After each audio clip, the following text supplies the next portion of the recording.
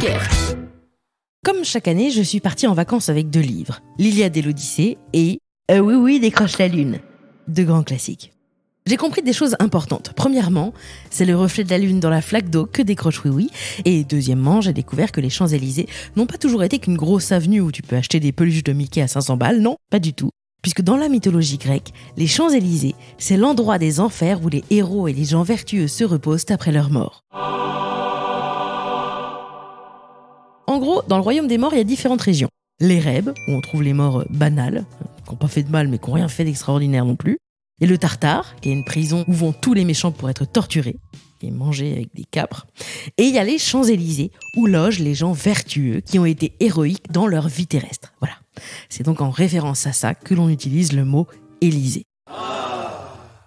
Et c'est quand même assez marrant de se dire que dans la mythologie, l'Élysée abritait les âmes vertueuses et que maintenant, elle accueille les âmes des présidents qui pioncent en fait. Enfin, à l'heure où j'enregistre, il choisit pas de Premier ministre parce qu'il n'est pas d'accord avec le fait qu'on ait gagné. Enfin que... Bref. Et d'ailleurs, à ce propos, si le palais de l'Élysée abrite aujourd'hui le chef de l'État, il faut savoir qu'il n'était pas du tout destiné à ça à la base. Oui, parce que moi, pendant mes vacances, qu'est-ce que je fais ? Surtout, je me demande, c'est quoi l'histoire de l'Élysée ?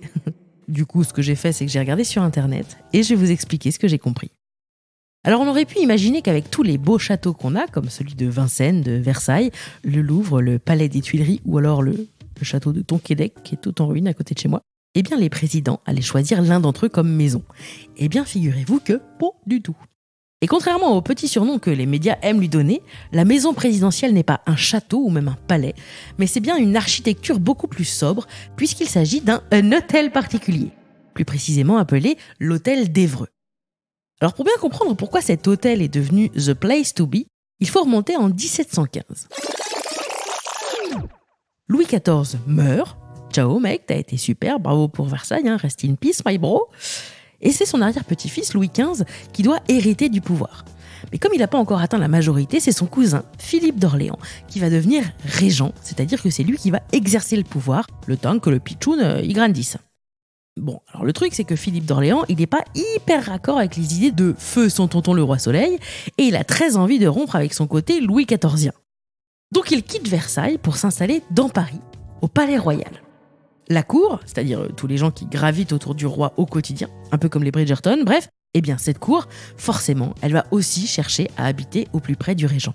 Et d'ailleurs, si aujourd'hui vous vous baladez dans les 7e et 8e arrondissements, vous verrez que la plupart des hôtels particuliers sont datés de l'année qui a suivi la mort de Louis XIV. Et c'est de la culture, et c'est de la connaissance à portée de main, c'est de l'art et de la beauté à côté de chez vous. Et dans tout ce beau monde des nobles de la cour, il y a un certain Louis-Henri de la Tour d'Auvergne, plus connu sous le nom de comte d'Évreux. À la mort du roi Soleil, le comte se rapproche très fortement du régent et il devient même gouverneur de l'Île-de-France, c'est-à-dire donc le représentant militaire du roi. Avec ce CV impressionnant, le comte a besoin d'un plus grand logement que celui qu'il possède déjà place Vendôme. Comme tous les aristocrates, il trouve que Paris Centre, c'est surfait, les gens sont trop serrés et ça pue. Et puis il y a trop de pistes charrettes cyclables. Bref, on ne circule plus, c'est n'importe quoi. Il va donc acheter une parcelle dans le faubourg Saint-Honoré, au milieu des marécages, des champs et des pâturages. Et il se fait construire en toute simplicité un hôtel particulier. Mais dites-moi ça, c'est un bon habitat ça, un hôtel particulier ? Bon, et ben moi je ne sais pas si on peut parler de bon ou de mauvais habitat. Je crois que l'hôtel particulier, c'est avant tout une maison qui, coupée de l'espace public grâce à un grand portail et une cour, permet aux hommes riches de s'affranchir du regard indiscret de la populace sur son habitat naturel, créant un lieu calme et sécurisé. Et du coup, beaucoup de gens se demandent, mais enfin, que faisait le comte pour avoir la légitimité de bâtir ? Eh bien, je leur réponds très simplement que c'est ce goût de l'argent qui lui a permis de prospérer et d'avoir un logement décent, avec de la lumière depuis son jardin, loin des ruelles étroites, denses et sales du tout Paris, et tout simplement à se mettre au service du patrimoine immobilier français et d'en faire le don du luxe. Et oui, car n'oublions pas que le comte d'Évreux finance la construction de cet hôtel grâce à la dot considérable qu'il a reçue en épousant Marie-Anne, fille d'Antoine Crozat, un richissime homme d'affaires qui doit sa fortune au commerce des esclaves. Voilà. Le comte d'Évreux passe commande à l'architecte Armand-Claude Mollet pour dessiner sa nouvelle résidence qui prendra le nom de l'hôtel d'Évreux et qui sera terminée en 1722. À cette époque, cette bâtisse a déjà une facette politique, car elle est à la fois un lieu de vie, de représentation, et un lieu de travail. Elle doit pouvoir accueillir le régent et par conséquent devient un endroit où sont discutés des points de gouvernance. Donc l'hôtel, c'est un édifice sur 2 niveaux, en pierre de taille. Ça a un style architectural classique, car ça s'inspire du modèle de l'Antiquité avec une recherche importante de symétrie, d'équilibre et de sobriété. Au nord, il y a une grande cour pavée, encadrée de bâtiments d'usage comme les écuries, les cuisines et la buanderie. Et puis au sud se déploie un grand jardin à la française sur 1,5 hectare. Ensuite, l'hôtel va subir des agrandissements et des modifications, et ça à cause des nombreux propriétaires qu'il a abrités. Le comte d'Évreux, lui, il y reste jusqu'à la fin de ses jours en 1753. Ensuite, l'hôtel est mis en vente aux enchères, et à ce moment-là, les potins circulent. Il paraîtrait en fait que Jeanne-Antoinette Poisson, marquise de Pompadour, la favorite du roi, souhaite acheter une maison pour être auprès de sa fille Alexandrine, alors élevée au couvent, rue Saint-Honoré.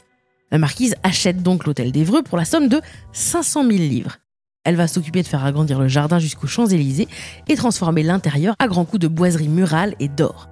Comme elle le dit si bien, « Mon plaisir n'est pas de contempler l'or de mes coffres, mais de le répandre. » Bon, enfin c'est quand même bien le roi de France qui va payer de sa poche les rénovations extravagantes de Madame la Marquise, qui n'a pas la cote dans le quartier. Les murs de la bâtisse sont souvent tagués d'un « Maison de la putain du roi ». Chic. Et c'est pas la peine d'avoir fait vieux français LV1 pour se douter qu'elle n'était pas invitée à la fête des voisins. À la mort de la marquise, le roi va utiliser l'hôtel d'Évreux pour y loger les ambassadeurs. Il servira aussi de garde-meuble et de musée. En 1753, c'est un riche banquier, Nicolas Beaujon, qui l'achète, cette fois-ci pour 1 million de livres. Ça a augmenté, visiblement. Et lui, il va le réaménager à l'aide de l'architecte Étienne-Louis Boulet, transforme le jardin en parc à l'anglaise. Il agrandit l'aile ouest, il rajoute un cabinet, un salon, une grande galerie, une bibliothèque, il installe même des bureaux de sa banque. À sa mort, l'hôtel revient à Louis XVI, qui le revendra dans la foulée à la duchesse de Bourbon. Beaujon, donc parce qu'il appartenait maintenant à Beaujon, est alors rebaptisé l'hôtel de l'Élysée Bourbon. Parce que les sapins du jardin se mêlent à celui des Champs-Élysées. Bon, là-dessus, la Révolution va secouer tout ce petit monde. Il y aura la terreur, la guillotine, tout ça. Et le palais va devenir pendant quelques années une imprimerie nationale. La duchesse de Bourbon, qui a été emprisonnée quelque temps, le récupère, mais elle est sans ressources. Donc elle décide de faire du jardin un lieu d'attraction, qui est un truc qui est ouvert au public. Elle se voit même contrainte de louer le rez-de-chaussée à un couple de flamands, les Ovines, qui y organisent des soirées coquines. Ça, c'est toujours bien de savoir ça, l'Élysée. Et maintenant, la question co. La question in, c'est la fameuse question coquine. Donc c'est simultanément lieu d'exposition, salon de lecture, chambre privée pour les hommes infidèles, bal républicain. Bref, en gros, l'hôtel devient une sorte de tiers-lieu de bobos parisiens habillés en redingote.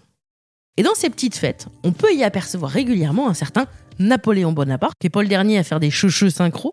Il y organisera même son anniversaire en 1805 et il va même pousser son beau-frère Joachim Murat à acquérir les lieux.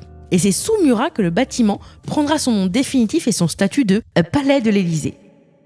La sœur de Napoléon, Caroline Bonaparte, commence même à y organiser des salons de discussion politique avec des invités soigneusement choisis et tout. Et quelques temps après, Joachim Murat va quitter la France pour l'Italie et le bâtiment va revenir à la famille impériale. C'est à ce moment-là que Napoléon va finir par transformer l'Élysée en lieu de gouvernement. De 1820 à 1848, il s'y pose pas grand-chose. Et puis en 48, Louis-Napoléon Bonaparte est élu comme le premier président de la République française. Il a tout juste 40 ans. Il est d'ailleurs resté le plus jeune président de l'histoire jusqu'à l'élection d'Emmanuel Macron en 2017. On va à nouveau être enthousiaste et unis. Le pays en a besoin. Et alors lui, il va devenir quelques années plus tard l'empereur Napoléon III, donc je vous ai parlé déjà dans un ancien épisode. Et lui, il va s'installer le soir même de son élection à l'Élysée. Il va y découvrir une aile récemment aménagée en petit salon et il va s'y installer pour y vivre et pour travailler. Et c'est depuis ce jour, depuis Napoléon III en fait, que ces espaces sont devenus les appartements présidentiels tels qu'on les connaît aujourd'hui. Mais ce n'est que par la loi du 22 janvier 1879 que l'Élysée va devenir officiellement la résidence des présidents de la République française.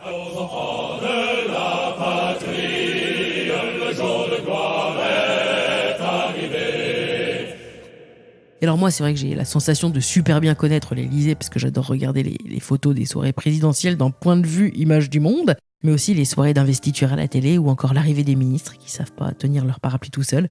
Ouais, en fait, ce que je connais, c'est principalement la cour d'entrée, quoi. Mais ce qui s'y passe derrière, ça a toujours été un peu mystère pour moi. Et sachez que même si Google Maps a flouté tout le quartier en 2020, vous pouvez quand même en faire la visite virtuelle sur le site officiel de l'Élysée. Et vous verrez que non, il n'y a pas que la grande cour d'accueil. Juste derrière le perron, sur lequel tous les présidents apprennent à faire « coucou fenêtre », eh bien, il y a un vestibule à colonnes qui autrefois n'était pas fermé et qui avait été créé pour éviter aux visiteurs d'attendre sous la pluie. Et dès ce vestibule, tu te rends compte qu'il y a un nombre phénoménal d'œuvres d'art, de tableaux, de sculptures, de mobilier ancien et contemporain, créés par des artistes hyper reconnus. Et moi, s'il y avait une œuvre à choisir, je crois que ce serait le tapis de l'escalier central, car je vous annonce solennellement que oui, on peut tomber amoureuse d'un tapis. Ce tapis, il s'appelle l'Odyssée. Il a été créé par l'artiste Nathalie Junot-Ponsard. C'est une sorte de tie and dye de laine qui va du bleu nuit au doré en passant par le rouge et le violet. Voilà, et qu'à mon avis, avec un tapis comme ça, t'entends plus jamais Brigitte Macron dire « Dis donc Emmanuel, tes affaires qui sont dans l'escalier, là, tu penses qu'elles vont se monter toutes seules ?» Alors là, je vais te dire, t'as plus un cartable qui traîne, c'est sûr. Hein. Alors lui, le président, il travaille à l'étage dans le fameux salon doré, pour le fait qu'il est très doré. Hein. C'est d'ailleurs le général de Gaulle qui a été le premier à en faire son bureau. Autour de lui se trouvent les bureaux de ses plus proches collaborateurs, comme celui du secrétaire général de l'Élysée. La première dame a aussi son petit bureau, hein, c'est le salon des fougères. Et là, peut-être que vous vous dites, mais probablement parce que sur les murs, il y a des fougères. Eh ben bingo! Le couple présidentiel, lui, il fait quand même dodo dans l'aile est, à l'étage, avec 200 mètres carrés d'appartement. Et après, il y a des salons, en veux-tu, en voilà. Alors salon, ça veut pas forcément dire que t'as des canapes et des télés partout, hein. Certains sont dédiés au président quand il donne des audiences, d'autres servent de réception d'invités d'honneur, de salle à manger, de salle de réunion, par exemple pour le conseil des ministres. Il y a des salons officiels, des salons semi-officiels, des petits salons, des grands salons. Attendez, est-ce qu'on serait pas sur le salon du salon? Allez. Certains de ces salons ont pris le nom des anciens propriétaires marquants de la maison, comme par exemple donc, le salon Murat, le salon Pompadour ou encore le salon Napoléon III. Et un des endroits les plus connus, c'est le salon d'argent. Et il faut dire qu'il s'en est passé pas mal de trucs à cet endroit-là. Parce que d'abord, c'est là que Napoléon Ier a signé son abdication en 1815. C'est aussi là qu'est mort le président Félix Faure en 1899 dans les bras de sa maîtresse. Comme quoi qu'on dit que le sport c'est bon pour la santé, bon bah voilà. Et c'est dans cette espèce qu'un intrus, après avoir escaladé la grille du palais, avait été retrouvé faisant une sieste dans le canapé après un week-end entier en 1974. Alors moi je pense qu'avec ces 500 œuvres d'art, ces 100 pendules, ces 365 pièces et tous ces locataires, il y a moyen de faire dans l'Élysée un énorme cluedo. Bah, je pense que c'est Jacques Chirac dans le salon des ambassadeurs et que l'arme du crime, c'est un tableau de Soulage. Les conférences et les cérémonies ont lieu dans la salle des fêtes. Alors attention, hein, cette salle des fêtes ressemble pas trop à la cantine municipale de mon village avec un sol qui colle. Non, là on est plus sur ambiance moquette, drapé, moulure, voilage, pompon en or, voilà. Ça a été inauguré en 1889 et ça se trouve juste à côté du salon d'hiver. Mais si, vous savez, le salon d'hiver, c'est là où Valéry Giscard d'Estaing, il a dit « Au revoir ». Alors, faut savoir qu'on peut visiter l'Élysée, hein, c'est lors des journées européennes du patrimoine, mais faut s'inscrire et puis c'est pas open bar non plus. Hein. Inutile d'ailleurs de préciser que cette petite bicoque est surveillée H24 par les caméras et les gars du GIGN. Mais faut savoir qu'il y a un espace hyper secret qui se trouve dans la cour de l'aile Est. Moins secret du coup. C'est un bunker de 280 mètres carrés. Il abrite le poste de commandement Jupiter, le PC Jupiter pour les plus cools d'entre vous, et ça se trouve à 70 mètres sous terre. C'est donc dans le PC Jupiter que le président se réunit avec son conseil de défense. Il y descend aussi en situation de crise pour rester en contact avec les autres centres de commandement militaire et les gouvernements étrangers. Alors le bunker est bien évidemment censé résister à une attaque nucléaire. Et là je m'adresse à toute l'équipe des Ocean's 11. Il s'ouvre pas avec une pince à cheveux. Le PC Jupiter, c'est une pièce complètement blindée. Et c'est une véritable cage de Faraday, qui veut dire qu'aucune conversation ne peut être captée. Le bunker il a été construit pour le président Albert Lebrun en 1940. Mais le gros bouton pour déclencher l'alarme nucléaire, lui, il a longtemps été au rez-de-chaussée de l'Élysée, dans une petite armoire, tout simplement. Et puis Valéry Giscard d'Estaing, il s'est dit, tiens, c'est peut-être pas con de le mettre dans un endroit un peu plus sécure. Et en 78, il a fait déplacer dans le sous-sol. Voilà. Le président peut accéder par un tunnel dérobé au bunker, qui est relié à la Seine par un tunnel de 700 mètres de long. Est-ce donc possible qu'un requin puisse rentrer manger le président par ce tunnel ? Je pense que c'est une idée à proposer à Netflix. Même si l'Élysée est le lieu de résidence officielle des présidents, tous n'ont pas adoré y vivre. De Gaulle a dit « On ne gouverne pas la France du 8e arrondissement ». Voilà, selon lui, le bâtiment n'avait ni la taille, ni le rang, ni la centralité digne de la résidence d'un président. Beaucoup étaient d'accord avec lui et ont même envisagé de changer le lieu de résidence officielle. De Gaulle imaginait s'installer aux Tuileries, en y apportant un style contemporain. Sarkozy a envisagé l'école militaire, Mitterrand les Invalides, mais tous ces projets sont tombés à l'eau. Bon, après, il faut dire que ces deux derniers avaient des vies de couple bien mouvementées pour être parfaitement fidèles à la résidence de la République. You naughty, you teasing me, you naughty. L'Élysée a une autre particularité, c'est qu'elle a sa propre crèche, juste de l'autre côté de la rue. C'est Ségolène Royal qui en avait fait la demande et Daniel Mitterrand avait appuyé sa requête pour faciliter la vie des employés du château, enfin du château du Palais. Pour y accéder, il n'y a pas de piston, il faut juste que le parent du bambin travaille à l'Élysée. Et alors, des gens qui travaillent à l'Élysée, il y en a environ 800 personnes par jour. Il y a des voituriers, des majordomes, des agents d'accueil, des fleuristes, des ingénieurs informatiques, des coordinateurs presse. Il y a 4 photographes officiels qui suivent le président partout. Et d'ailleurs, si vous cherchez un job, vous pouvez traverser la rue, mais vous pouvez aussi aller sur le site servirleservicepublic.gouv où sont répertoriées toutes les offres pour bosser auprès du président. Alors avant, l'Élysée faisait appel à des traiteurs pour les repas. C'est le président Vincent Auriol qui aurait fait en sorte que les menus et les dîners soient imaginés et préparés sur place. Et aujourd'hui, la brigade de 20 cuisiniers utilise toujours les casseroles en cuivre qui datent de plus de 150 ans. Récemment, il y a un gars qui a fait un calcul utopique de ce que coûterait aujourd'hui le palais de l'Élysée s'il devait être mis sur le marché. Et donc, verdict, il faudrait demander à votre banquier un prêt d'environ 1,2 milliard d'euros. Voilà. Combien? Après, Martine, si t'as pas le budget, ma grande. Hein. Et puis alors, une fois acheté, 11 000 m², ça s'entretient pas tout seul. Hein. D'ailleurs, comme dirait mon tonton à la fin d'un resto copieux et bien arrosé, c'est qui paye? Eh ben oui, ça coûte combien d'entretenir l'Élysée? Eh ben, c'est un peu flou. On sait que le budget annuel pour gérer l'Élysée est d'environ 100 millions d'euros. Alors bien sûr, ce chiffre comprend la gestion totale de la présidence, hein, les voitures, les voyages, le personnel, les bâtiments et tout. Mais surtout, il n'y a pas que l'Élysée à entretenir, mais aussi l'hôtel de Marigny, le palais de l'Alma, la Lanterne, le fort de Brégançon, qui sont toutes des résidences à la disposition du chef de l'État.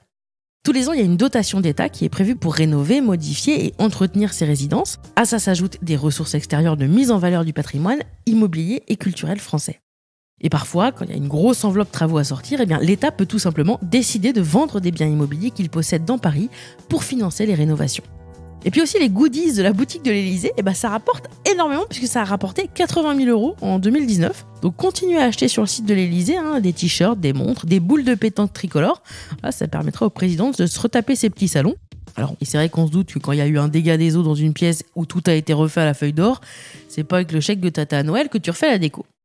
Après, même si vous avez les moyens de vous acheter l'Élysée, il faudra prévoir un petit budget chauffage aussi. Hein. Ah bah, on n'est pas sur une maison écologique et passive. Hein. J'ai regardé le diagnostic, l'Élysée, c'est classé F. Hein. C'est une vraie passoire énergétique. Parce qu'en ces temps de sobriété énergétique, au fameux je baisse, j'éteins, je décale, j'ajouterais je change les fenêtres, je réisole, j'arrête de chauffer l'extérieur parce que c'est pas Versailles ici. Tu casses, tu répares, tu salis, tu nettoies, tu défies l'autorité, on t'apprend à la respecter. J'ai une copine qui a été invitée à l'Élysée et elle disait, comme c'était vraiment à un moment où il voulait montrer qu'il faisait des efforts, tous les salons étaient éteints et on voyait rien. Je trouve ça trop marrant. Bah oui, parce que même l'Élysée doit faire des efforts pour améliorer son image et surveiller ses dépenses. C'est aussi pour ça que la Garden Party du 14 juillet a été supprimée sous Nicolas Sarkozy, parce que 700 000 euros pour une journée, voilà, on est déjà sur un pain surprise là, de très très bonne qualité. Si vous voulez écrire au président ou à la première dame, vous envoyez vos lettres et vos poèmes au 55 rue du Faubourg Saint-Honoré, Paris 8e. Vous ferez peut-être partie des 1000 courriers journaliers que reçoit l'Élysée. Et puis n'hésitez pas à leur renvoyer un exemplaire de l'Odyssée d'Homère. Voilà, ça pourrait leur donner des idées vertueuses. Allez, bisous. Ça, c'était l'Élysée, mais en vulgaire. Moi, j'ai écrit à Brigitte Macron de la part d'un pote à moi, mon pote Nico, et il a reçu une réponse. Voilà, c'était pour lui souhaiter la bonne année. Donc n'hésitez pas à écrire, elle répond. Bisous. Cet épisode de Vulgaire a été écrit par Isabelle de Faucheur. Il a été réalisé avec amour par le merveilleux Antoine Ollier. La musique est du fantastique Guillaume Béra du collectif Branx. Les illustrations et la création graphique sont de la fabuleuse Juliette Poney. Je les remercie tous les trois. Enfin, Vulgaire, c'est tous les lundis, alors abonnez-vous pour ne rater aucun épisode. N'hésitez pas d'ailleurs à commenter, à mettre des étoiles, à vous abonner à mon Instagram et à bien vous brosser les dents tous les jours, c'est hyper important. Gros bisous et merci.